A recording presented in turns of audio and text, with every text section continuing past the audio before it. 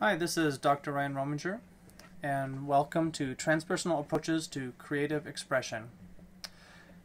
In this class, we will be focusing on the expressive arts and creative expression. And as most of you remember, we had our session at the Global Seminar this past fall, and it was a pleasure to see all of you there, and I look forward to working with you in our online section of our class over the next 9 weeks. Each week I'll be posting a short video with an introduction to the week, so please keep an eye out for those. And you're also going to see some audio throughout the weeks. And in particular, there's an interview of myself and Ishana Artra, the TA for this course. We discuss and talk about our respective expressive arts practices and how we integrate those and where we started with expressive arts practice. So hopefully you'll enjoy those as well. In our global seminar, we covered the syllabus, but I just want to offer a gentle reminder to please look at that syllabus. It has your assignments week to week, as well as your readings, the books that you're going to need for this class, and the other pertinent elements for working your way through the course.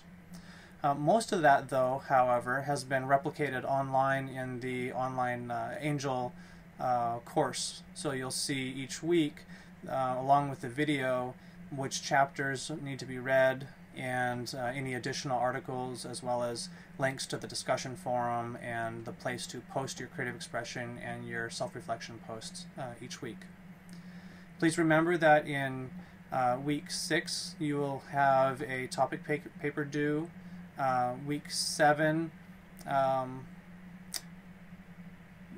week 8 actually, you will have your portfolio due. Make sure to look at those assignments and keep track of those.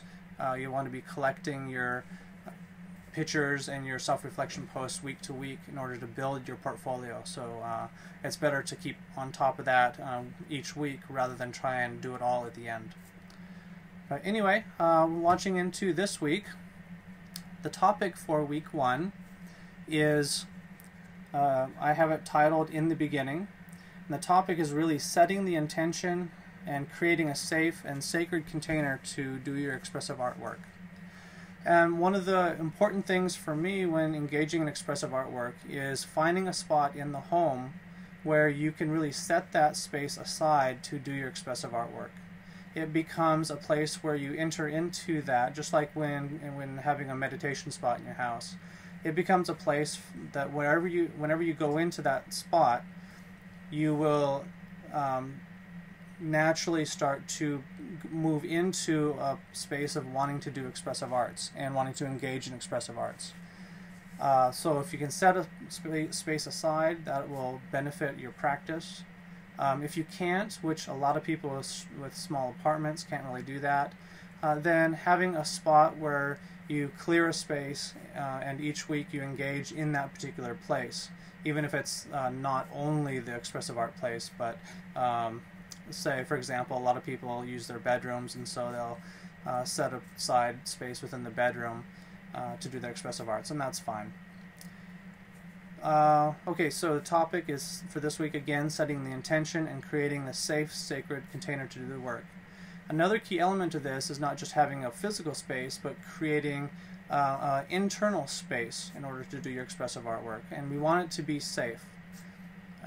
Piece of the safety for internally, your internal work, is that you monitor your own judgments around your expressive art process.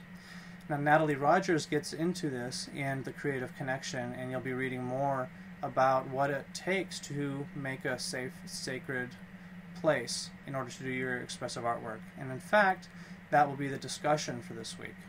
So also Sean McNiff talks about it in Trust the Process. The suggested medium for this week is to use color on paper. You can use markers or oil or chalk pastels. A good place to start will be to do the exercise that we did at the seminar. Have 2 colors in your hands and your paper in front of you, and close your eyes and allow your arms just to move, and get used to putting ink on paper without having that judgmental self critiquing what you're doing when your eyes are open. So if your eyes are closed, it'll help with that. And then after you feel complete with that, you can open your eyes and see what's there and add something if you wish. And do that a few times. It's a little bit like stretching before running or exercising. It's just a warm-up exercise. And then once you've done that, then you can engage in one of the several topics that I've posted for the week, again in the week 1 folder. So take a look at those.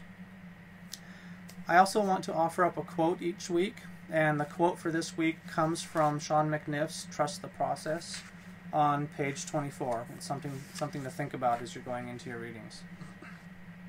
He says, "The psychologist Carl Rogers used to say that given the proper support and safety, every group will progress through conflict to a state of change and resolution. But in order for the process to become transformative, there must be a prevailing atmosphere of respect and empathy for the participants.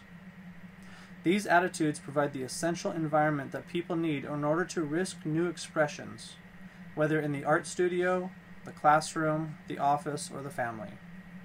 So again, key for this paragraph, respect and empathy as you move into doing your expressive artwork, and for yourself and for others. With that, have a wonderful week. I look forward to seeing you online.